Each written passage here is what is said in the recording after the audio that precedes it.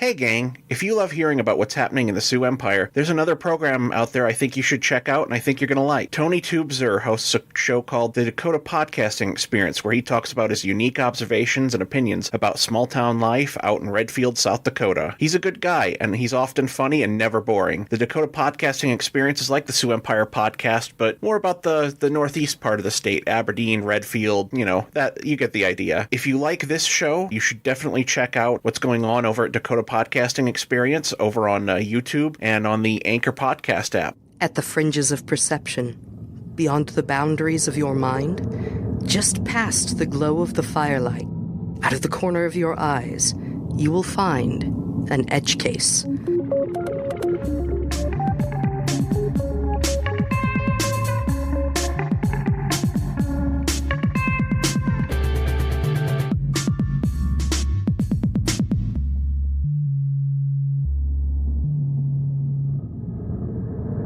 Edge Case Podcast, coming September 10th. Learn more at edgecasepod.com. All right, Sioux Empire Podcast 142, Survivors Joining for Hope. A pathless wilderness, wild, rugged, that was South Dakota. A hardy frontier, far from the paths of civilization. Why die on Mars when you can live in South Dakota? Where fortune beckons with a glittering smile. I was hauling pigs on the interstate. You were in a red car having a problem with your shirt. And life hung on the quickness of a trigger finger. Podcast Palooza. The Sioux Empire Podcast.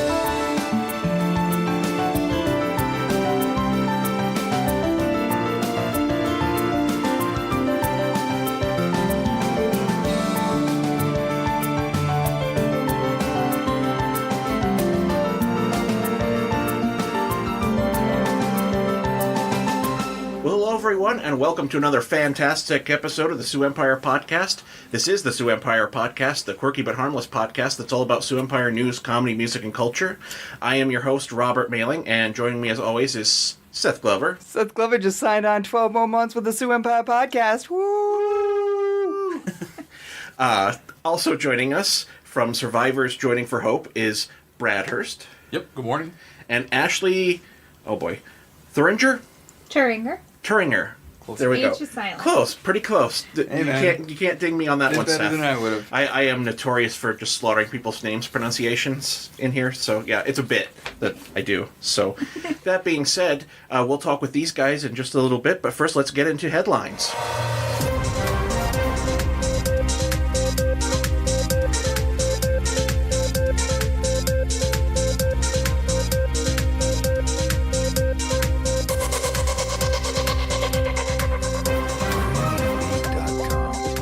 First headline here is calling this one the first, is this a follow-up to our previous story about the First Amendment under attack in South Dakota with Kristi Noem's, new law where they can sue people that protest and call them rioters and then sue them for money to pay for police action against them, and they can even, sue people who pay bail for someone to get out of jail, or people who, have a GoFundMe to send water to, a protest camp, at... the pipeline protests, stuff like that. So, the ACLU is, responding with a lawsuit of their own going after the state for this Riot Boosting Act, which they say that, we have a quote here from Courtney Bowie, who's the legal director of the ACLU of South Dakota. "No one should have to fear that the government is coming after them for exercising their First Amendment rights. That is exactly what the Constitution protects against, and is why we are taking these laws to court. Whatever one's views on the pipeline, the laws threaten the First Amendment rights of South Dakotans on every side of this issue." Which, just throwing my 2 cents in there, I absolutely agree. I think these laws are terrible. They are 100% an assault on the First Amendment. That's where I'm at. I mean, nothing's changed there, just giving you an update on our previous story. Exactly. I was terrified when I heard that North Dakota was doing this, after the Standing Rock protest, but yeah, I didn't expect South Dakota to follow suit so quickly and to make so many poor choices right off the bat. Right off the fucking bat. Yeah. God, Billy, we in a parallel dimension. You're still right now. Your buddy from you're running South Dakota, and our GPD is up, and people are moving here. I'm sure in that parallel universe. Yeah, and not people from small surrounding towns of northern Nebraska and western Minnesota and southern North Dakota. Because why else would you come to South Dakota unless Sioux Falls or Rapid City was closer than Minneapolis or Omaha? Omaha, never mind. Anyway, but you can smoke weed in Omaha just fine. You get a little ticket maybe, but does Nebraska have very lenient laws on marijuana? Yes. Really? Yes. So are we surrounded at this point? Is that the scenario? Except okay, that's for kind of what I thought. The other dumber Dakota, yeah. You guys are from North Dakota, I'm sorry. No. But I don't take it back. From Missouri, you're good. Okay. Nice. Yeah. Our next story here is about the Sioux Steel development in downtown Sioux Falls. Pretty excited about this. The plan is to have an anchor development with a hotel and conference center, along with a significant amount of office space, street-level retail, restaurants, and unique residential options, the company said. There will never be another site like this in Sioux Falls. I 100% agree, according to Lloyd's executive vice president. I like the way they're treating this, where they realize they kind of have like a landmark moment with this development. This isn't just another like parking ramp or business project downtown, especially with that view and that location, and it's a once in 100-year window to like remake a downtown, or not remake but like enhance. So I'm appreciative of that. Just putting out there also that there are critics of the plan, specifically the part with where the city is likely going to be asked for a tax incremented financing, a TIF, which those are always controversial and talked back and forth in City Hall a lot. Like South Dakota's Scott Erishman, friend of the show, takes issue with Sioux. Here's his quote: "I take serious issue with giving Sioux Steel a TIF to clean up the land they polluted for almost 100 years." So, I don't know. I'm kind of back and forth on the TIFs. I don't think they should be handed out like willy-nilly. But by the same token, we've had Greg Neitzer on here before, kind of get more in depth into like what a TIF is and what it actually involves, and it's more like deferred tax payments than it is like actually like we're throwing cash at them to build this, So I don't know. I'm on the fence on this. We'll see how that shakes out with like City Hall and stuff. What other company is going to rebuild that area? Well, it is good real estate. I'm sure they'd find. No, somebody. I'm sure, but I'm saying, Sioux Steel is doing it. They've already been here. They're part of Sioux Falls, so if.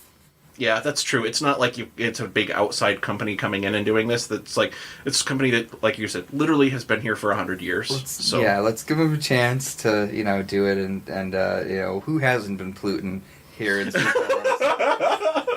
Seth every Sunday morning when it's early and no one's around, just dumping in whole barrels of oil into the Big Sioux River when no one's looking. Scott, I'm not driving an EV, so I can't say that I'm like my carbon footprint is small. I still buy plane tickets, all right. So you Learjet liberal with your coach tickets and you're going off to Colorado all the time, right? So. That's our headlines for this week, just short and sweet. And next we'll jump into the interview portion.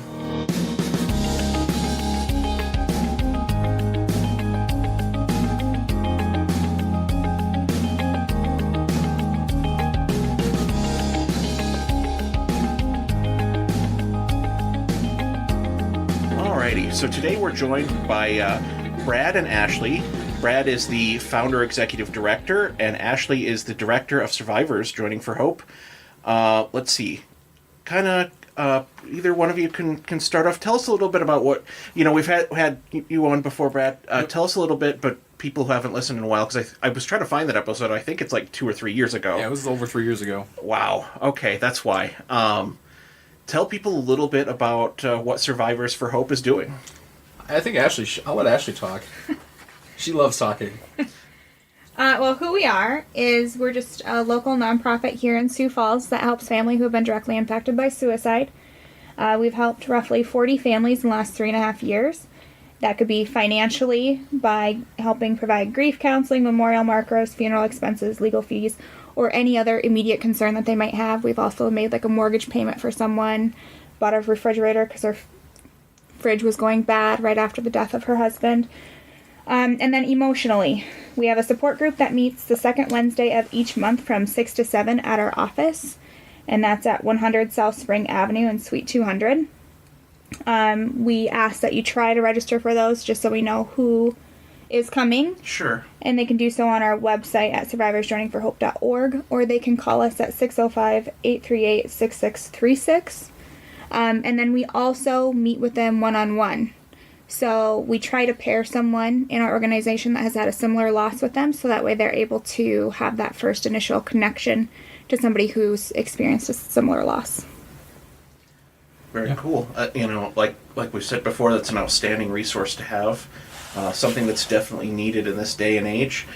Tell me a little bit about what you've been up to the last 3 years or so. Yeah, so it's been about 3 years since we were on, and we started off pretty small. We, it was just kind of working out of our houses and meeting with local businesses, and we, like she said, we now have an office that's up on Spring Avenue downtown.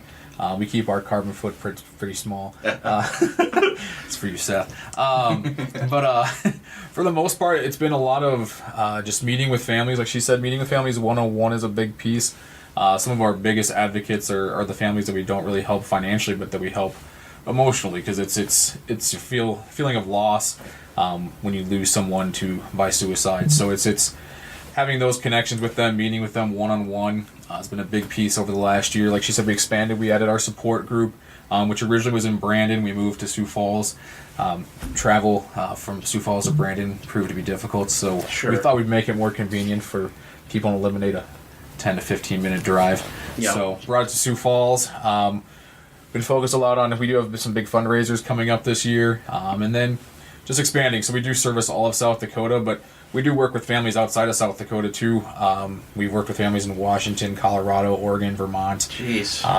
Just kind of spanning countrywide, just because there isn't a lot of resources even throughout the country for this kind of thing. So yeah, that's one of the things I've liked about the organization, is we've followed your rise a bit on the blog, is it's a unique resource, something that you don't see a lot of, and but definitely needed. I mean, we're in the midst of borderline suicide epidemic. Don't want to get too sensationalistic about it, but it's crazy. Like, you just in the last 3 years since we've talked, how many people I know who've been like directly touched by it, like closer and closer to me. Right. And that's kind of where we started off strictly as a recovery organization. We were just here to help families after they had been impacted, and over the last year, we've been beginning to implement in prevention measures as well. We say prevention through recovery is a big piece of our organization, but it's like you said. I mean, our mayor was just on the other day discussing how big of an issue it is over. I mean, in this city and the statewide, it's just we lead the country in many numbers. So it needs to be a bigger focus, and that's hopefully what we're out here trying to do and bring attention to it and awareness. So it's going to continue to evolve, I think, over the next 3 years, and we'll just kind of see where it goes. We have a lot of things on the horizon.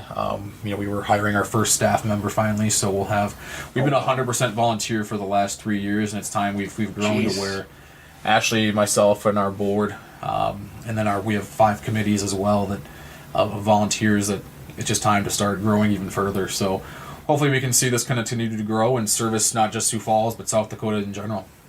That's really cool. I have some other friends that they've been running a nonprofit for like 3 or 4 years now, and they just finally, I think last year, added their first like full-time employee for it, and it's just like, what a world of difference that makes as far as just like having someone to, I mean, just not just like answer the phones, but having that like bedrock of, there's somebody who can be on top of this. Yep, exactly. Yeah, that's what we needed. I mean, it was up to this point. I'm doing on my lunch breaks between, because I work for another company as well, and and besides my paying job, I call it. I'm working on my breaks, after work, before work. So it's gonna be nice to have someone that can be truly staffed at our office during kind of normal business hours to really help families and help us grow and continue to push that story.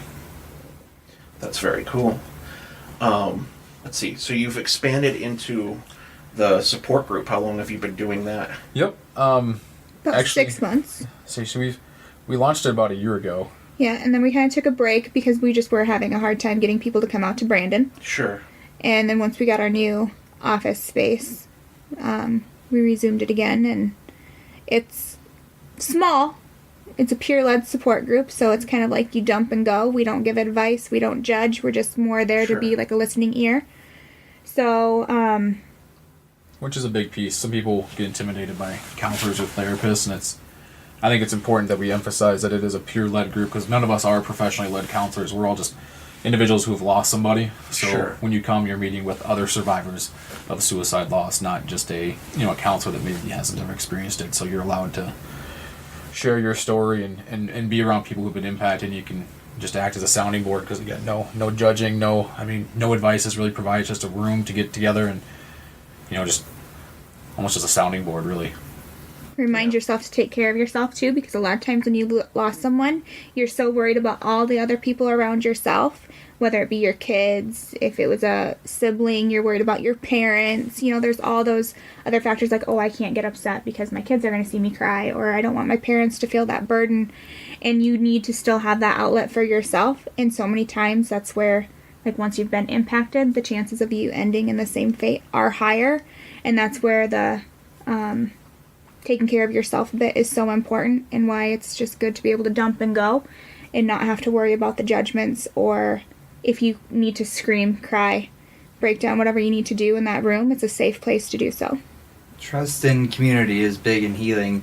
It's good that, like you're saying, it can be scary going to meet with someone and talk about, what's hurt you the most, especially when you can't really, if you don't trust that somebody would understand. But, going there and meeting with everyone that is a survivor, that really, I think, is a big deal to people. It's not quite the same, but I talked with my brother. We both are bipolar, and he's like, he doesn't like going to, talk to a psychiatrist, because it's like they don't have it, so it's, how could they understand? And yep. Yeah, man, that's huge for anyone who's going through something, is to have that trust and community. Yeah, I think it's too. Because there's other support groups in the community as well. That the helpline has a support group that I think meets the first Wednesday of the month. But just having multiple support groups. So I think they're professionally led. Well, yeah, with something like this, I feel like it's like the more resources you have, the better. Yeah, yeah, exactly. So it's it's about kind of, like you said, community involvement and community awareness, and getting together and supporting each other, because and you hear about bullying so much now and all the challenges that are in schools, and I think just having a place to go where you're safe and can meet with people is crucial. Do you think I'm going to use that 3 years ago as kind of a time frame a little bit here. Do you think in the last 3 years or so you've seen more of that? Like, is it bullying related kind of like things that are like the catalyst for some of these? Or? Yeah, absolutely. I think bullying it's an interesting topic. I've talked about it quite a bit lately, and it's I think the biggest challenge is because, like, with my parents' generation, kind of be tough, get over it, deal with it. The quiet, serious type, especially with the men, where it's just like you just internalize it until something bad happens. Yep. And I think things have evolved. When they were younger, they didn't have social media. I got through high school, and towards the end, social media was just kind of evolving at that time. My MySpace page is probably still active somewhere, but we don't have to talk about that. But today kids can't escape it. Where 8 to 5 or 8 to 3 p.m. 8 a.m. to 3 p.m. Was kind of my window, and if bullying went on, I knew that 3 o'clock time frame hit, and I could go home. I could kind of decompress, let off some steam, talk to my family, friends, and get away from it. But with social media now, it's 24/7. You can't really escape the bullying. It's something that I think people forget about, that with technology evolving and the offspring of social media growing out throughout the community, kids today really can't escape. You got Snapchat, Facebook, Twitter, Instagram. You name it. Yeah, and then a year from now, whatever the new thing is that will come along besides. Yeah, so it's you think you can escape it. Smartphones, you're taking your computer with you everywhere at this point, so it's hard not to read it when you're in the media. It's challenged celebrities too.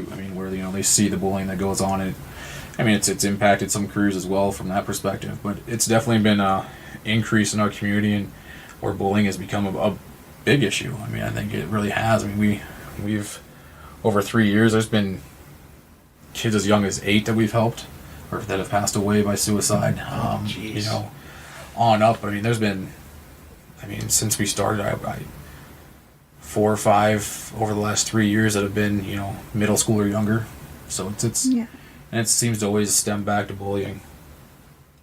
Man, that's tough for that young. I didn't realize, you know, I figured that would be something more like you hear about one of those nationally or something, but that young and like in this area, jeez. Yeah, it's a challenge. It really is. I mean, people, you know, we don't want to talk about it. We kind of still have that old mind. South Dakota's pretty conservative. We're still kind of a little behind from that perspective, I think, and bringing awareness to just look at the world that we're in now. It's everyone's connected 24/7, so it's not as easy as getting away from it. We gotta, in some cases, put our phones down and really talk. So. Yeah, absolutely. Do you think it? Like my understanding of why like the media tends to be very quiet on the subject is that like I always heard rumors like when I lived in the Twin Cities, there was this friend of mine that worked with the highway department, and there was this rumor that they had like one person per day in the metro that would jump off of one of the overpasses, but that they kept that a seat. They didn't publicize it, and they had an agreement with the local media to not publicize. So maybe this is an urban legend. I don't know, but I've seen some things that kind of make me think maybe not, but. That they don't build it up because they don't want like repeats or to inspire ideas or stuff like that. Do you think the media kind of approaches it like that because they don't want to like be a catalyst for it? Yeah, we were just talking about this morning before we came, actually, just how I think, you know, we're afraid to discuss it. We're afraid that if we talk about it, it's going to lead to, you know, more attempts, more suicides. And I guess my challenge would be more of, you know, would you rather talk about it and try and fail, or have those questions of, you know, I didn't do anything, you know, a lot of the questions when you're left behind as a survivor, myself, what challenge with my brother was, you know, could I have done more? You know, what if I had said this differently? What if I had done that? And those have been, for my own grief process, some of the biggest challenges I faced. And I would just encourage everyone, you know, it is time to talk about it. We can't keep brushing it under the rug. It's not going away. And honestly, I don't know if we'll ever truly get rid of it. I don't think it's something that'll ever disappear. It's just kind of a human thing that, like, throughout history. But if we can mitigate it, you know, and drop it down a little bit to where it's, you know... And acknowledge it, I think, as a mental illness factor, like, just treat it like an illness. You know, like, people don't, in hushed tones, go, oh, she has the cancer, but we don't, and, you know, passed away from... We don't talk about that, though. But people still, like, with suicide, treat it like it's the like, you know, it's contagious. And we're not to the point anymore where like the church doesn't let you be buried on holy ground, kind of like. But that just kind of shows you how far back that stigma goes, and but we're still, you know, like even secularly and in popular culture, we're still that way about it. Very, very tenuous. Very much with it. Yeah, I mean, actually, I was reading a report the other day on Kurt Cobain. I can show my age a little bit, but. Just in Seattle, there was actually a reduction in attempts and suicides the year he passed away, because they said it was because of the media actually was discussing it, because he had such a prominent figure in society that passed away by suicide, that it caused them and forced them to talk about it because everyone wanted to, and it raised awareness. People started talking about it and were more actively discussing it, and there was a reduction in that surrounding community because of it. Jeez. So it kind of counteracts the thought of if you discuss it, it's going to lead to more attempts. Yeah, very much so. So I'd give you the source, but I don't have it handy. That's okay. I was about to ask you if by Reddit somewhere you meant you had listened to Disgraceland podcast, because they just put out an episode about Kurt Cobain's suicide like a week ago. Okay. And getting into like the details of it like that and stuff. And so I was just like, do you listen to Disgraceland?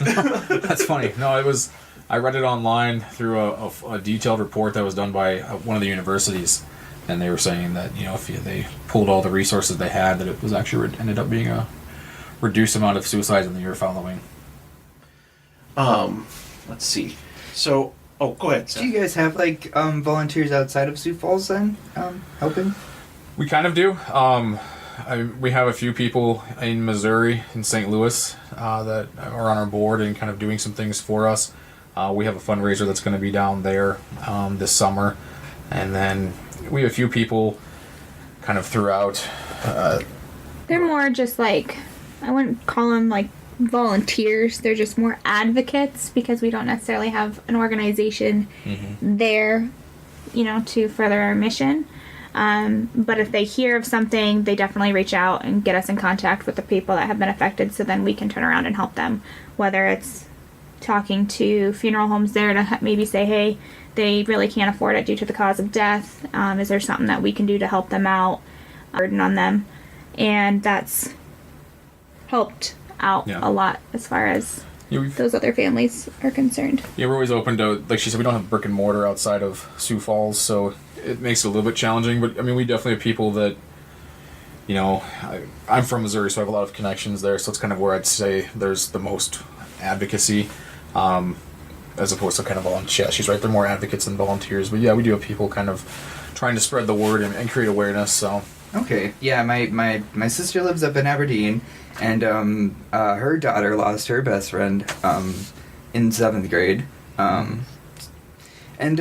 She wanted to know what could be done to raise awareness and help, and I didn't have an answer for her. So, I mean, at the time, but...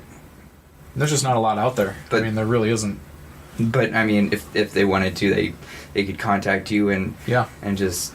I mean, we're always looking to grow, so yeah, I mean, if they want to start, I mean, almost like a chapter up there and work on, maybe starting with like a fundraiser or a speaking event, or even just going around to local media people and just discussing the organization, that's always something we're looking to do and have and be part of our organization. I don't think it's, we don't say no to anybody, I think is kind of the approach I take, where, I mean, everyone's welcome and anyone can be a part of it. So if they want to be a piece and, take the name and continue to grow it with, sit down and talk with them or meet with them or anything, so. Cool. Absolutely. We need all the help that we can get, so. Yeah, and obviously we'll link to the site, the social media, everything else in the show notes here for this. Let's see. We talked about bullying as kind of like a cause and stuff like that, and I don't know how much you guys get into cause as much as, like, support. Sure. And, like, where you're at with, like, prevention and stuff like that. But what do you see as, like, from your unique perspective with this organization of probably having a lot of, like, case studies, what do you see as the catalyst for a lot of it, especially the rise in the last, like, decade, I'd say? Yeah. I think like we said, bullying is a big piece of it. I mean, mental health in general, it's hard to say that, I mean, you tell someone that you're struggling mentally and they'll almost take a step backwards because they're, afraid to discuss it with you. It's an uncomfortable conversation, and I think, a big piece of that is we constantly want to try to, push medication, and in some cases we've seen where, maybe medication was the cause, if there's an imbalance of the medication they were taking and it wasn't the right kind of delivery. Like we see that with adolescents that are on antidepressants and stuff like that. Right, so there's been some of that. I mean, just stress around work. I mean, there's lots of things that you wouldn't think that, loss of a job, if there's layoffs, you see kind of an increase. If there's, challenges, I mean, economically, I mean, there's been kind of different reasons for each one. I think that, alcoholism, drug use, lots of different things. I mean, it's hard to pinpoint one specific target. I personally think that it's due to the unrealistic expectations that we hold ourselves to. Sometimes it's okay not to be okay, and we forget that. I've read something not long ago about that with, especially, like, not so much directly with suicide, but just with the rise of anxiety and depression in the population, that a big thing that sets up a population for it, because like the study talked about, like, historical case studies where you've got, like, people who live in war zones and they expect things to be bad. So actually, like, when you talk to them, their happiness level is about, like 75%, or like the normal range or whatever, like on average. Now, if you've got a society like ours where you've got the expectations and the, like, image that social media creates, where it's like, oh, everyone else is living their perfect life and mine, I'm having to live in my real one, so it sucks, and I, don't see all the sores and everything else going on with the other one, that the sociologists were saying that distance between your expectations and reality are actually, like, a huge part of, like, driving, like, a society-wide increase in anxiety and depression. Kind of keeping up with the Joneses. Yeah, not even, like, just where you thought you were going to be in life. It's just like if you were told from the beginning that it was going to be hard, then when it's hard, you're not like surprised and not like offended, whereas it's like that little part of the brain that like looks for like justice in the world and stuff like that isn't offended if life is hard and they told you, oh yeah, it's going to be hard. But if they told you, just get your bachelor's degree, go out there, and everything will just fall into place, and you're going to have lots of money, and you're going to be upper middle class immediately, and just speaking in a broader generational sense to like the millennials and some of the older, not millennial, Gen X, I don't know where I fall. I'm somewhere in one of those gaps. But, even older people that are kind of like in that beginning of the student debt bubble and stuff like that. Right.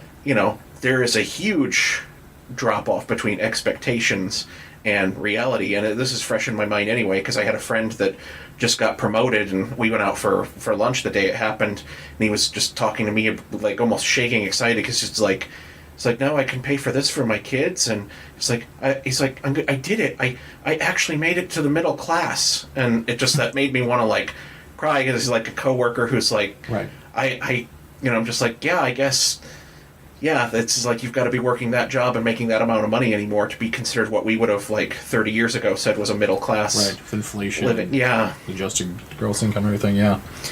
That's a good point. So yeah, I can totally see what you're saying with the expectations versus reality. I think there's a whole like world we can open up with that, talking about that. Yeah. But sorry, not to go too far on a tangent with that, but it's good. I mean, we discuss it quite a bit. It's the stresses of life. I think is really it's like you said. It's you have expectations of how to be a good father, how to be professionally successful.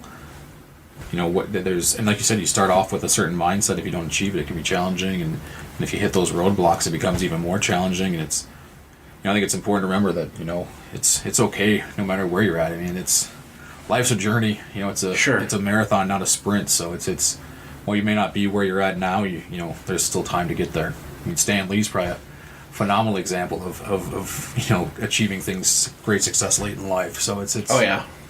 There's lots of different different timetables, different frames, and we hold ourselves to expectations and compare ourselves with everyone that surrounds us. Social media is a great. I mean that's just another example of where you might see a personality there, and then when you meet with them after they lose someone, it's you never would expect it. You never saw it coming. They were so happy, they were this or that, and then no one saw it coming. Well, a lot of that is hidden behind the smiling faces on social media and just like, a person. With social media, everyone is marketing themselves. It's like your persona is a brand, right?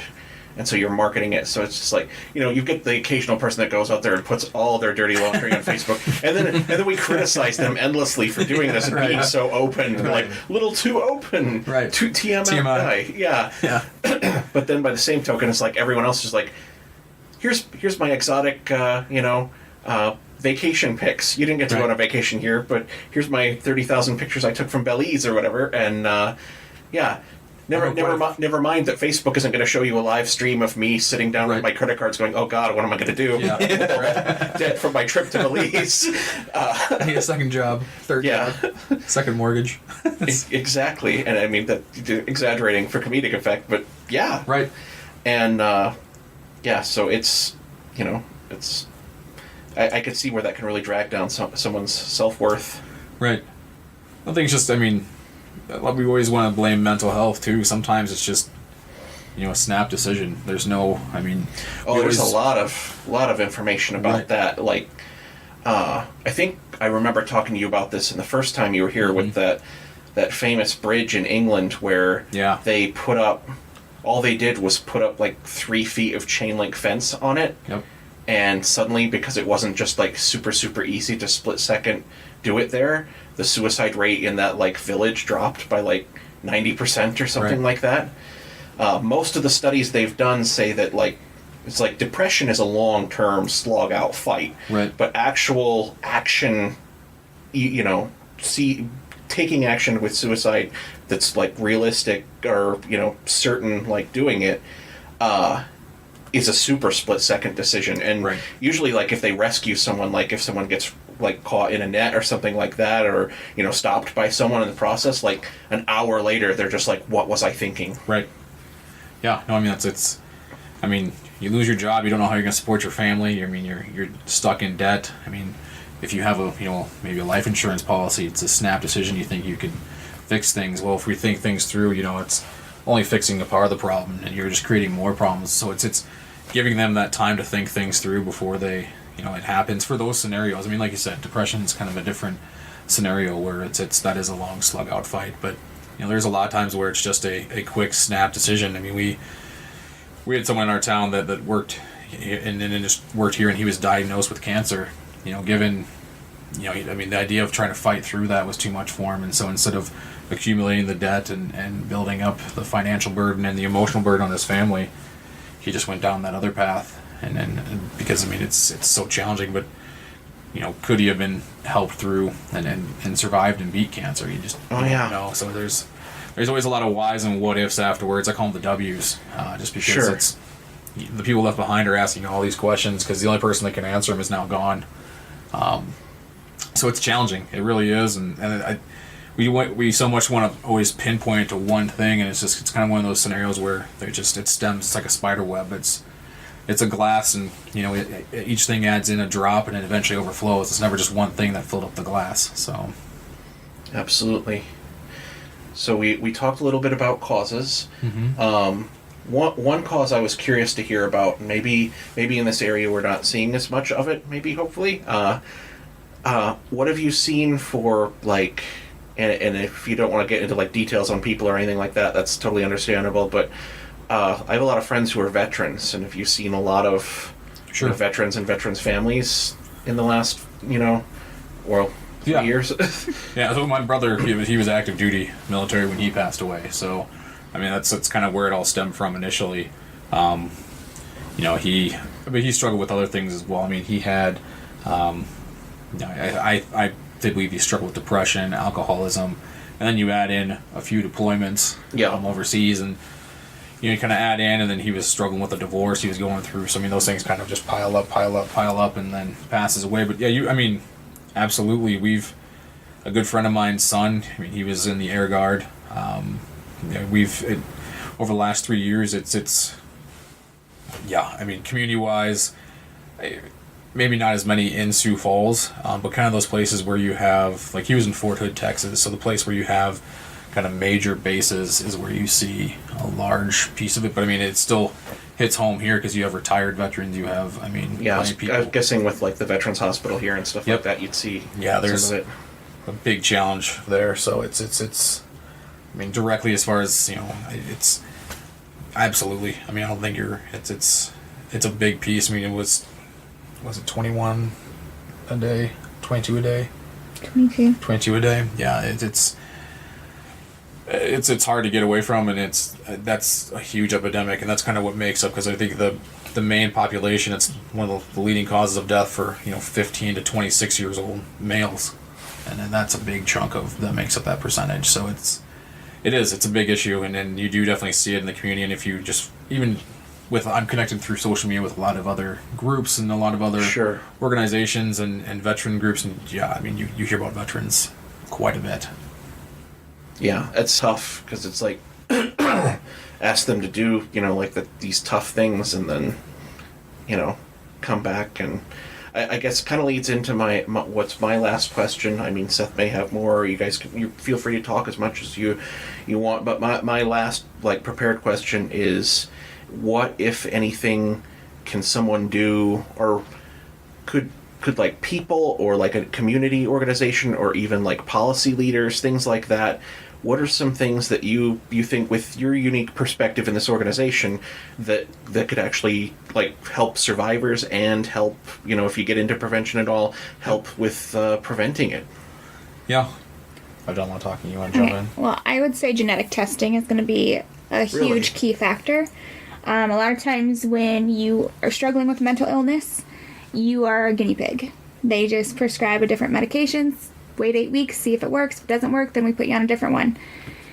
If you do the genetic testing, they will tell you which ones are most likely to work, all the way down to the least likely. And pretty effective? It is pretty effective. And instead of having them be a guinea pig for the first year, why don't we do the genetic testing first and then start prescribing the medications that we know that are going to be most likely to affect them? That's an interesting one, because my wife takes some medications, and she just did one of these genetic testings. We were like hoeing and humming on whether to, because insurance didn't cover it, on whether to like bite the bullet and do it. It's like $300. Yeah, it was almost exactly $300, and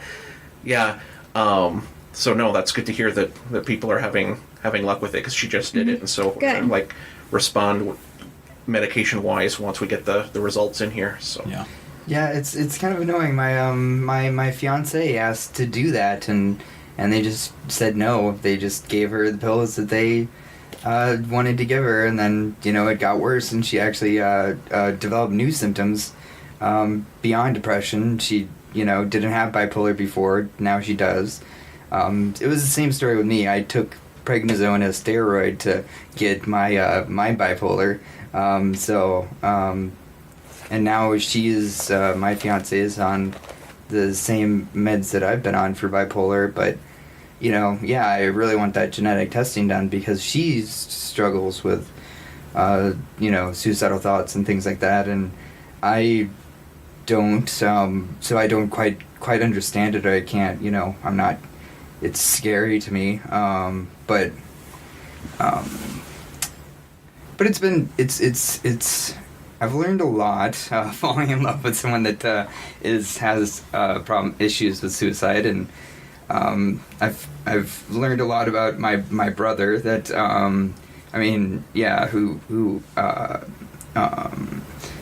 who has the same bipolar as me, but he also has, on the other side of it, he's had suicidal thoughts, had an attempt, which I didn't even know about, because when he did that, I was in jail.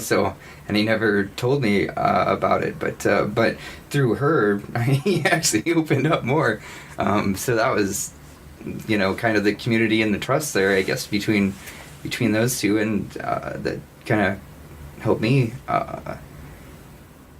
learn more and get closer to my brother, even. But yeah, everybody should do that genetic testing that's going to be taking any sort of medicine. But it was so odd that they just said no, and just for like, here's your drug. They did for my son too, and that's when I said, okay, we're done then, because he's not a guinea pig. So you can only be your own advocate, and so it's hard, especially when drug companies get kickbacks and the doctors get extra things too for pushing certain drugs. I think that's one of the things that we need to stop in our healthcare system. But back to the original question too, just making sure that you keep an open mind. Just because somebody has a mental illness doesn't mean that they're bad, doesn't mean that they're going to harm you. Just accept them with open arms, just like you would anyone else. You're not their doctor, you're not, their caregiver, so remember that they don't need your medical advice. They don't need your opinions about their diagnosis or anything else. You are there to be their friend or to listen, and that's it. Right, we're all human. Yeah. It hits celebrities.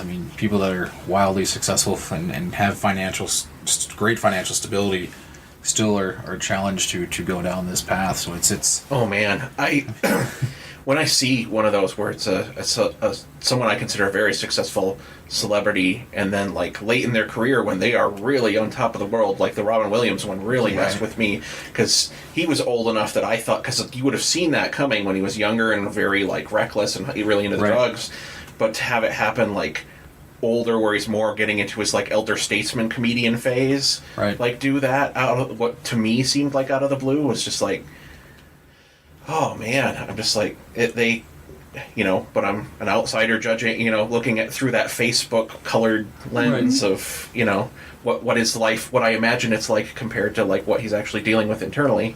Sometimes it's the happiest people. They appear to be the happiest. Yeah. So it's. A lot of times it's because they internalize it. My son sees a counselor, and she at one point mentioned, because you hear the teacher say, oh, he's amazing at school, he does all these, he listens 100%, But then he gets home and he just and that's when he lets it all loose because he doesn't have that stability at school to talk to anybody. He doesn't feel comfortable discussing his emotions. Sure. So then when he gets home, he just kind of lets it all explode. But I mean, I'd rather have him do that than continue to internalize it and try to, keep things rolling. It's important for people to let it go and yell, scream, punch, throw things. I mean, it's better than the alternative, in my opinion. So and like she said, we treat mental health like the plague. If you're talking to someone that has depression, bipolarism, schizophrenia, they always want to be like, have you tried exercising? Yeah. That increases, that's what they just do. Why are you on that medication? You shouldn't be on that. Well, you're not their doctor. Yeah, I read on sageburner.liberty.org that you can fix this by boiling eggs. There's a Reddit feed that talks about it. Yeah. Yeah, no, it's... I don't know.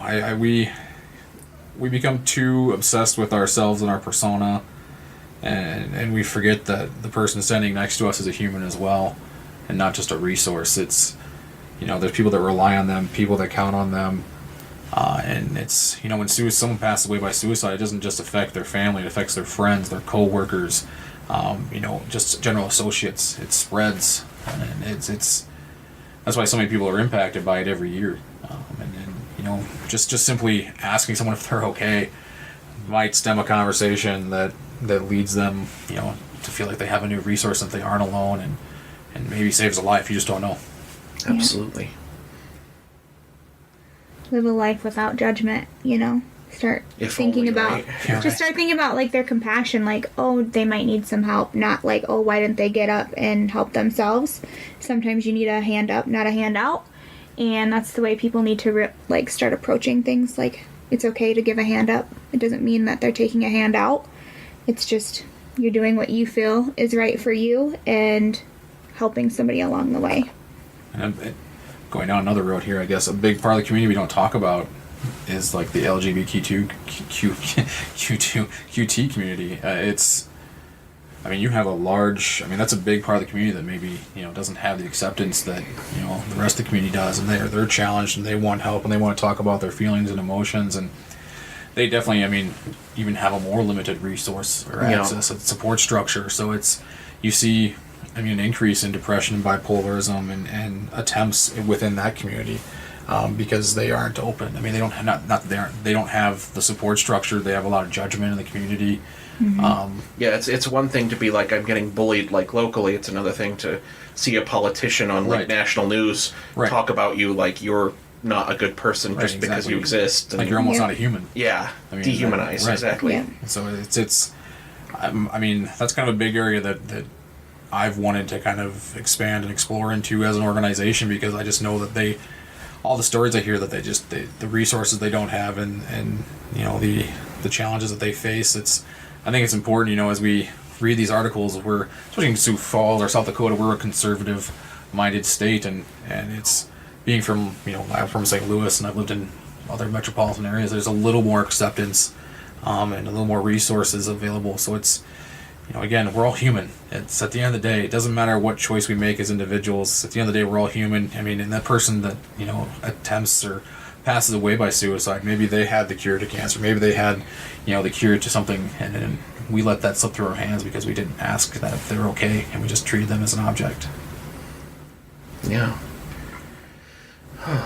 And with that, I think we're going to segue into shameless plugs. The Sioux Empire Podcast proudly presents this week's Shameless Plugs. So this is the part of the program where you can go ahead and list which different social media services you've got. Sure. Any upcoming events, like the specific dates and where they can find out information about that. Anything you want to basically advertise. Sure. Feel free to this is all lay it out. All right, so we have a couple of fundraising events coming up. The first one is our Polka Run, June 30th.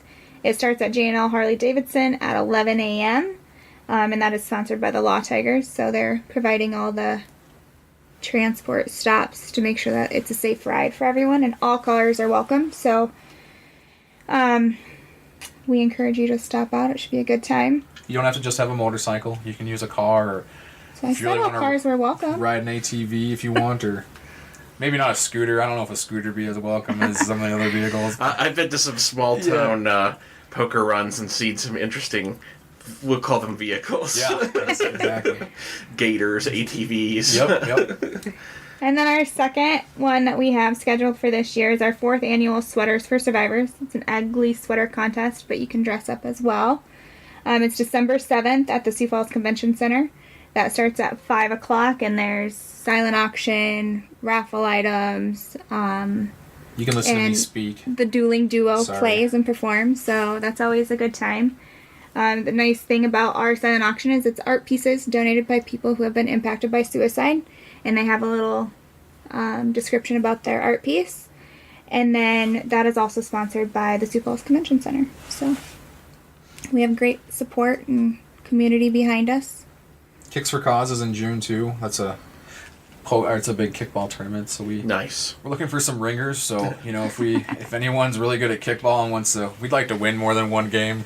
So well, if you need anyone to be on a team that's going to take a dive for the team, just for like the team, I can fill that void. But yeah, perfect. Ashley loves kickball. I love to drink at the kickball tournament. There you go. Good answer. Yeah. And then I think our support group, like she said, it's I just forgot the date. Was it It's the second Wednesday of every month at our office. I wanted to say the third Wednesday. Yeah, second Wednesday. From 6 to 7 p.m. I knew that part. Yeah. So, but yeah, check out our website, social media. if you search Survivors Joining for Hope, I think we're about the only thing that shows up. You might get St. Jude's Hospital just because of the initials, but yeah, check us out. If you, reach out to us if you just know a family that's been impacted. We want to help as many families as we can.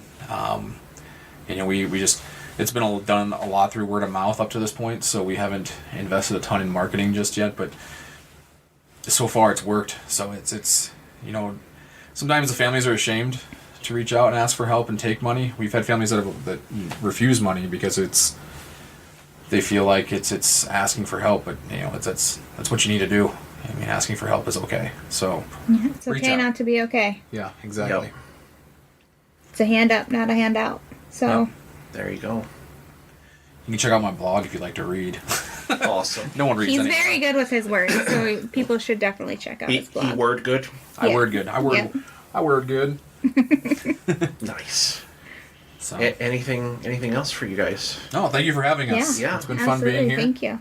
Seth, do you have anything to shamelessly plug this week? Well, I'm definitely going to shamelessly plug my guest today. Thank you guys for doing what you do. I also have to say happy birthday to my sister. Aww. So happy birthday, Stephanie. What a good brother. And yeah, that's my shameless plugs for today, for this week. What you got, Rob? Yeah, what you got going? That's good. Oh, okay. And, okay, so, well, Rob thinks of his. No, I found it. I found it just when I did that cough thingy. That was my brain kicking in and, giving it to me. Okay. So, my shameless plug this week, in addition to my usual shameless plugs of... and we should definitely thank our patrons this week. We picked up a new one. So a huge Patreon thank you to Mitch Bartell and to Matt Paulson. Thank you very much for supporting us. If you like what we do here at the Sioux Empire Podcast, you can support us at patreon.com/Sioux Falls, just for any of the original content and news that we bring you every week. And my another shameless plug is the Edge Case podcast. We are just about wrapped up with casting, and I'm hoping either this weekend or next weekend we will start doing some recording of episodes. Super excited for that coming out in September. That is our sci-fi anthology audio drama, so that will be lots of fun. A totally wild new project. I've never approached that before, so should be fun to listen to me learn or fail catastrophically, however it turns out. You know what? Feeling's okay. Yes, it is. Oh boy, do I know that. Let's see. So yeah, we did Edge Case. Oh, and Netflix series Love. Is it Love, Death, and Robots? It is a Netflix series. I had no idea it was coming out or anything. It just popped into my queue last Saturday. It's a animated anthology. If you liked the Animatrix or like Liquid Metal TV back in the day, or anything like that, or like Heavy Metal, the like movie, the anime movie. It's like an updated version of that, and it is like bounce off the walls crazy, and I love it. So be sure to check that out on Netflix. It gets my endorsement. And yeah, I think that's everything for this week. Thank you both so much for coming on. Thank you, Seth, for being here again. And thank you, everyone, for listening. And we will see you all next week. Thanks. Thank you. Bye.